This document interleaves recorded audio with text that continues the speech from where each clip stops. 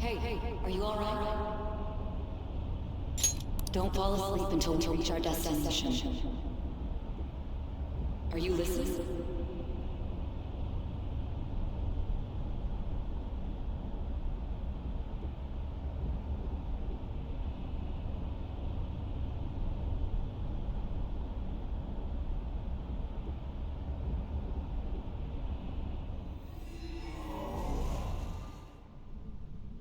Are you listening?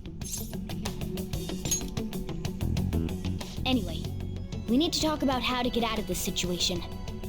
Futaba's monitoring of Akechi's phone has confirmed it. He did indeed have an ulterior motive. It's on a completely different level than just that. Not only was he trying to frame us, but he was the true culprit behind the mental shutdowns. His offer to assist us was simply a ploy to frame the Phantom Thieves and kill him. If we go into Sis's palace as he suggests, we'll likely be met by a large ambush of police forces. To think he would be this far gone. I know now what it means to feel a chill down my spine. Furthermore, he wishes to bring a police squad from reality into the palace. If the 8 of us can enter at once, it's not inconceivable to think a larger group is possible. He may even be able to bring in vehicles or other special pieces of equipment. So, this really was just a setup to shift the blame onto us. He made us go after Okumura. Then once we triggered the change of heart, he killed him. And he told us he had seen the true culprit, but it was him the entire time! The whole time he was working with Makoto's sister, he was really just some homicidal maniac. Come on, we gotta take that bastard Akechi down. Isn't that recording we got enough proof to do it? No. Akechi is merely a tool. His orders come from elsewhere. The grand mastermind behind this all. An unimaginable fiend capable of arranging the murder of a suspect inside of a police station. Unless we find out who that is, we will continue being targeted even if we defeat Akechi. But what means do we have of learning his identity? We'll have to make Akechi say it. Though once we do, that mastermind will likely eliminate us. I think that will be the case eventually, regardless of whether or not we learn his identity. The only reason it hasn't happened yet is because we're an easy target to blame for his crimes. If he realizes that's no longer possible and abandons that plan, he may opt to kill us immediately. Damn it! So we don't got a choice but to go with that bastard's suggestion. But if we go into the palace like we're told, he'll get arrested and then Akechi will kill him. Palace. The palace. Actually, there's something I'd like to say regarding... Aha! We can use the palace to our advantage! What's this all of a sudden? There's a way. A way to get past Akechi and get the mastermind to lay off of us, all while learning his identity. Really? You gotta be kidding me! If he wants to kill the guy, why not let him? That is, inside of a palace. Yes, we could have him kill the cognitive version, all the while believing he killed the real one. Yeah, that's it! It seems that's our only option. Listen close, everyone. I have a plan for how we can carry this operation out. Ever since the death of their teenage leader, the Phantom Thieves have fallen silent. However, the police intend on continuing this investigation until the case is fully solved. I'm sorry I'm late. I had to finish a few things at work. Where are they? Waiting upstairs. Go tell him to come on down. I'm gonna fetch him. You're her sister, correct? Makoto told me everything. Futaba-chan, I'm sorry that I caused you so much trouble this past summer. It's ancient history now. Man, that goddamn detective.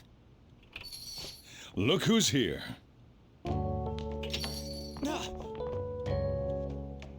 Hey, you big bastard. How've you been?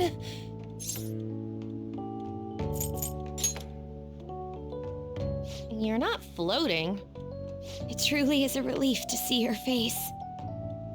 I bet that moron Akechi don't even know we tricked him yet. Still, how'd you pull this off? Isn't this guy considered dead? You weren't told anything? I heard my sister brought him here, though. Yeah, she came over in a taxi, dumped him off, and told me to keep him safe. It was right after they announced he had died, too. Almost gave me a heart attack.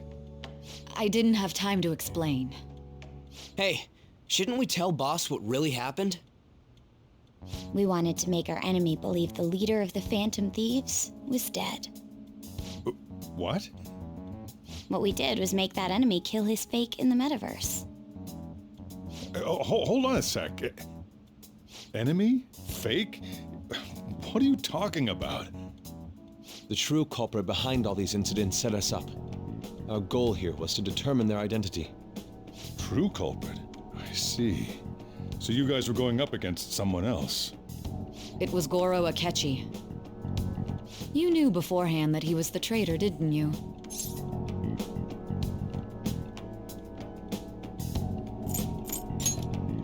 Akechi himself gave us the chance to strike back. He made one fatal mistake. Couldn't you have just said from the beginning that Akechi was the real culprit? That wasn't something we could simply bring up. We couldn't have you suspect Akechi. Besides, neither you nor the other investigators would have believed something like that, would you? True. Akechi was credited with the arrest of the Phantom Thieves. Not even I would think he was the culprit. In other words, you left him alone on purpose. That was a bold move. God, I can't keep up with any of this stuff.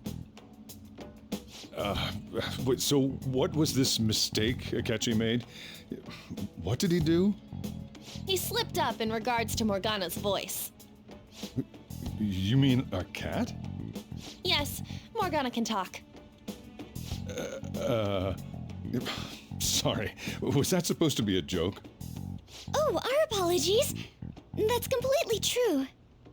You surprised? Does that mean he said something just now as well? But you don't understand him, do you? That's how it was for all of us at first, too. When you're in the metaverse, Mona talks like a normal person. Once you hear that and your brain realizes he can actually talk, you start to understand him in reality. It's a change in cognition, most likely. Thanks to Akechi's lame acting, we figured out something was up. When we talked to Akechi at the school festival, he was acting like he just realized Mona could talk. But we already saw him drop a mega hint about it way earlier. Oh, I know a place! I want to go to that huge pancake-looking place we passed on the way here! Oh, am I mistaken? I thought I heard something about delicious pancakes. Mona was the only one who was talking about a pancake. That meant Akechi'd already been in the metaverse by then. And since he was lying to us about that, we assumed he had a hidden motive behind contacting us. It seemed odd upon further thought. His reaction to my pancake comment was an honest one, after all.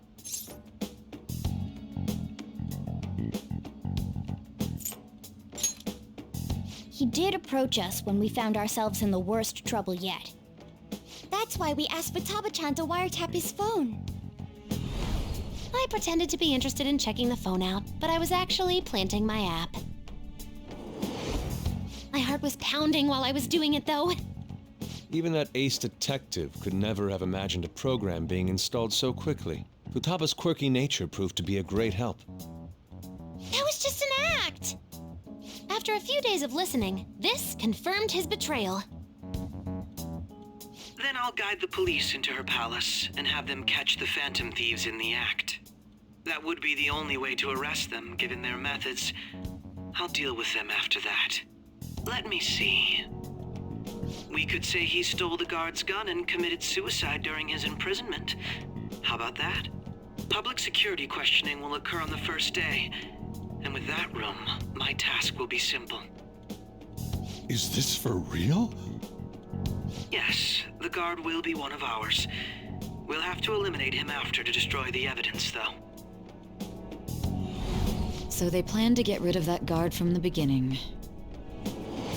Well then, I will make the arrangements the day after the arrest. And And thus, the dangerous criminal responsible for the mass mental shutdowns shall end his own life. When he does, you will become a great hero who saved Japan from evil. As will I, of course. I knew he was acting strangely, but to think he was this far gone. He's no ace detective. Akechi is the perpetrator behind the mental shutdown crimes. On top of that, there's someone else commanding Akechi. Someone with great authority. So great that they can order an assassination in a police station. That's why we had to make a move before they did. I see. We baited Akechi into Sis's palace, making him dispose of our leader's fake, but think he killed him. Can you elaborate on that in more detail? What exactly happened in my cognitive world? We're sorry for using you without your permission. Your palace had all the conditions we needed. What conditions? First, we required a place inside the cognitive world that was the same as in reality.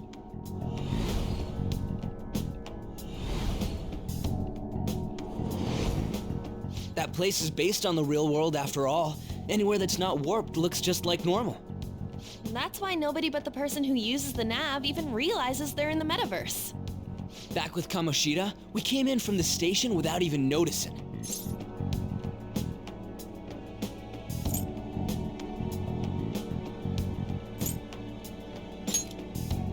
You totally can't tell the difference if there ain't any distortions around.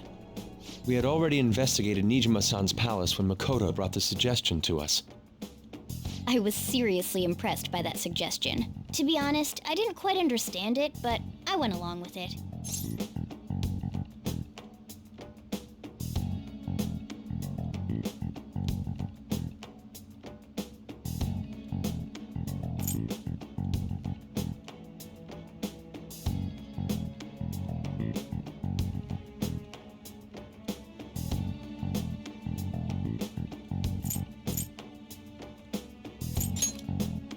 And it was absolutely the best decision we could have made. Makoto is normally so calm as well, but once her mind is set, she gets oddly impulsive. I did have a bit of a rivalry forming with Akechi, but I just couldn't contain myself anymore once you became a target, sis. The reason I joined the Phantom Thieves was to heal your heart, after all. My own achievements were all that mattered to me. I was desperate. I wasn't myself at all. I'm sorry I couldn't see that. That goes for the both of us. We heard from Mako-chan that you were going to do the interrogation, Nijima-san. And regarding its location, I take it you used the data from my laptop? I'm sorry. Go on. There were two things we were able to confirm while we were checking the metaverse. First, our clothes didn't change when we were down in the interrogation room. Second, the scenery and details outside of the palace proper were the same as in the real world. Once we heard that from Makoto, we secretly went to check it out without Akechi knowing. There was also one more thing we absolutely needed to make this work. A perfect cognitive replica of him in the metaverse's interrogation room. Since he had yet to be caught, though, there obviously wouldn't be anyone in that room. Once we saw the casino guests and police officers, we were convinced this would work. They looked no different from actual living people. After that, we just had to work our way into the palace like usual, while keeping Akechi in the dark.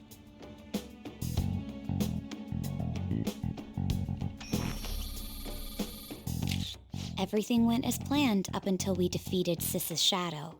However, it was then that we were met with a terrifying, unexpected police ambush. As a result, even though we managed to grab the treasure, we couldn't get it out of the metaverse.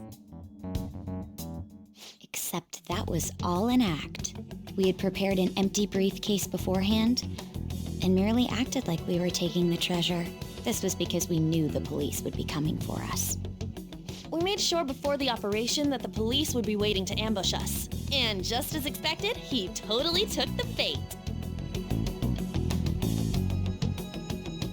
him getting captured by the police went exactly how we planned it. And I had been interrogating him with no knowledge of this. But how did you lure Akechi into this cognitive world's interrogation room?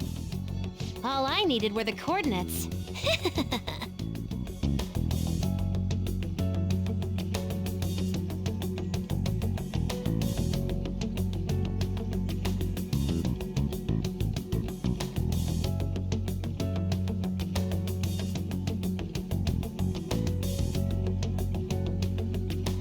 Akechi disposed of the fake in the palace and left thinking he had been victorious. It must have been truly hilarious for our leader who sat idly in the real world's interrogation room. Surely he was acting quite cocky by himself in that quiet chamber. So that's why you gave me your phone. I only took it because of what you told me. It's a shame I didn't have the opportunity to see that for myself.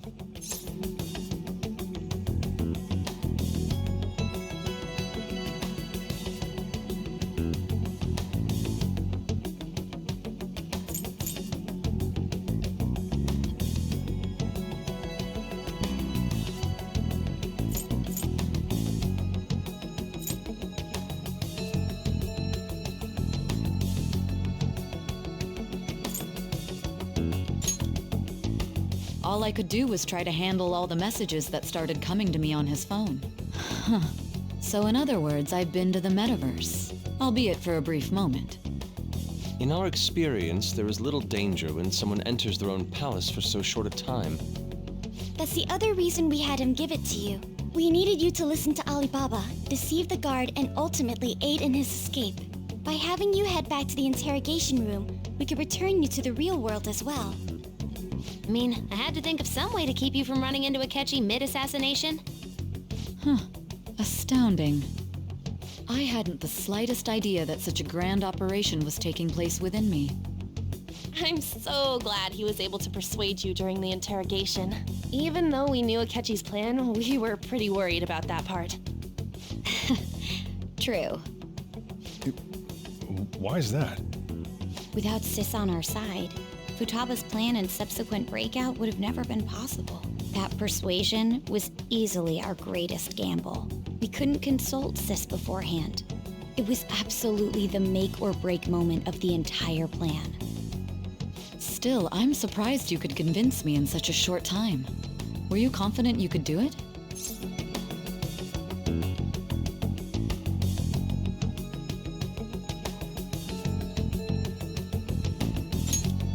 I see. Either way, I can't believe you went for such a risky idea.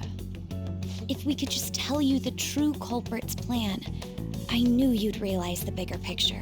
Realize that our leader was telling the truth, and that there was a greater evil to pursue. As a result, we emerged victorious. Then the reason you kept this a secret from me was so you could catch the true culprit, correct? Yes. Plus, you had lost control of yourself at the time. This is stunning. All I can really do is laugh. I've kind of figured out that you guys made Akechi kill a fake. But what did you do about the body? The police never even checked it. Huh? They had a coroner working to ensure his death was reported as a suicide.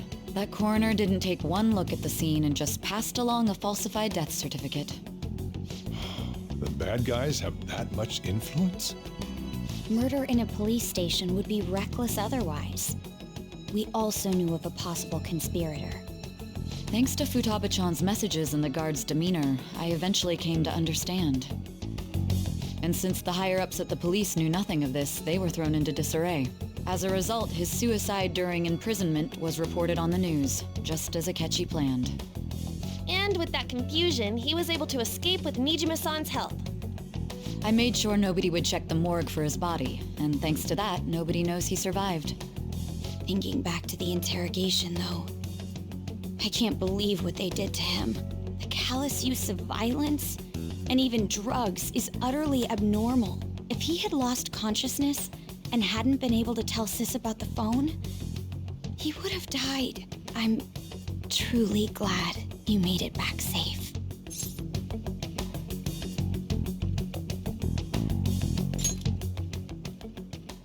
I almost became one of your assailants as well. It still freaked me out when I saw the suicide on the news, though. We made sure to live normal lives while he was being interrogated to avoid drawing any suspicion. Even with that, I couldn't help but worry for him in my heart. Well, I knew right away that her plan worked out. I wanted to believe, but considering what we were up against.